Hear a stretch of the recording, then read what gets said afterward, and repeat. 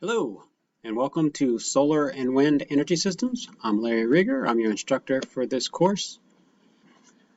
In this video, I'm going to be reviewing this first module so you have an understanding of what you will be learning and some need-to-know information relating to this semester. So let's get started by just explaining the format very briefly. This is a solar and wind course. We're going to spend about 10 weeks talking and learning about solar and 5 weeks learning about wind, because everything we learn in solar is going to apply to wind. It's just slightly different. So there's a lot of similarities between the two energies, renewable energy sources. And so in this module, as we are in the early stages of solar, you can see I have a test your solar IQ. And so it's important that you go ahead and take that survey. It's not graded. It's just kind of something enlightening. That's from the Department of Energy. And then you can see two resources here called PV Solar Site Assessment and PV Solar Performance and Financial Analysis. I'm diving into I'm getting into the weeds really quickly, but the purpose of this is for you to understand what you will be able to do at the end of this semester. When it comes to Module 10, you're going to have what's called a final project, and I'll click on Module 10 right now. So this is Module 10. It's open to you. You can see it now. You can go there. You can see that it's that it's due on November 8th.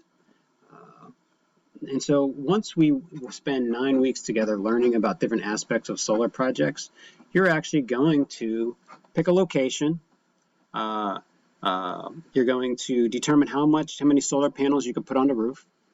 You're going to figure out how much electricity is produced by those PV modules that are on the roof. And then you're going to be able to, figure out the cost savings, the value of that electricity that's being generated and what the payback is. Really basic math, but we're going to spend 9 weeks practicing that. And that's going to be one of the major outcomes that you can actually look up on and determine the value of a solar array. But along the way, you're going to learn all the components that relate to a solar system, like the PV module itself, the inverter that converts the electric from DC to AC, the racking systems, and then even more importantly, where can you put solar array systems? What is the proper orientation? Do they face north? Do they face south? Well, the answer is they face south, but not all roofs face south. So I'm going to give you all those tools to figure all that out over the next 9 weeks. And so today, or this week in Module 1, I'm starting with a solar site assessment and kind of starting with the end in mind. And so I'm going to go ahead and just pull this first PV solar site assessment up. I encourage you to look at it on your own, but I'll also pull it up right now so you understand why this is important that you look at it. This is a solar site assessment. Again, this is what you're going to be able to do in 9 weeks. You're going to be able to complete and fill in all the blanks and come up with these numbers. And so basically, we have here on the screen, we have a home that this family is considering solar energy. And like any purchase, you would not just go out and buy it. You want to know what the value is, and especially when you're creating electricity, you want to know, how much electricity am I going to generate? How much can I save? Maybe when will the system be paid off? And so you just start putting in all of this data. Where is the family home? The family that wants the solar array or considering the solar array? Who's their electrical provider? What utility is providing it? What are their goals? Is it an off-grid system? Is it a grid-tied system? Is this like a cabin in the woods with no electricity? No utility grid running to it? What are they paying for their electric today? How much electric do they use per year? That's what's right here. And so you'd always want to get a couple years of 2 years of usage. That's what this is.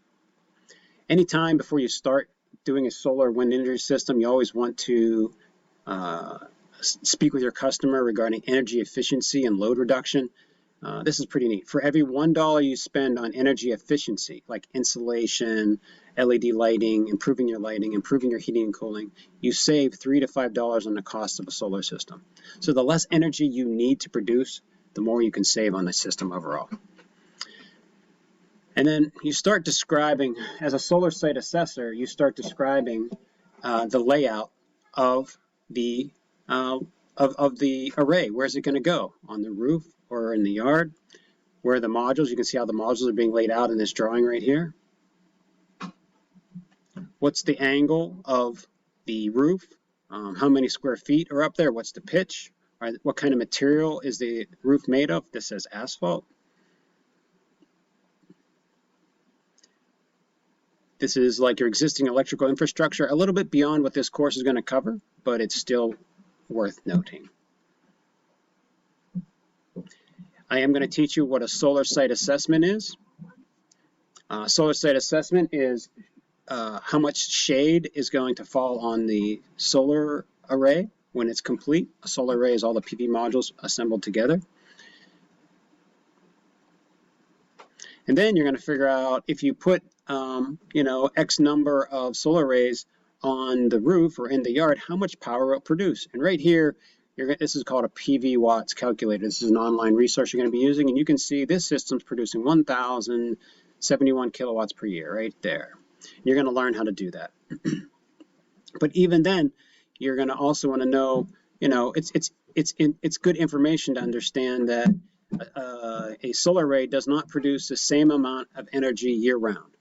The days are longer in the summer and shorter in the winter, and so this is kind of that curve. So once you know how big your system is,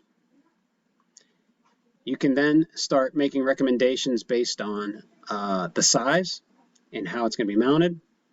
You can start doing financial analysis, and this would be how much a system costs compared to the payback.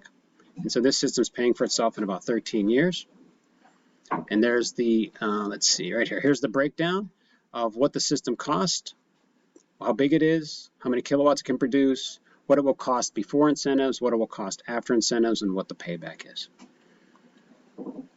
So this is one of the important takeaways from this semester. I have a second document that I'll pull up now. And so this relates to that same property, and it's embedded in this first module. It's just an executive summary and showing you the performance of the array, and it's showing you kind of like the nuts and bolts of the calculation.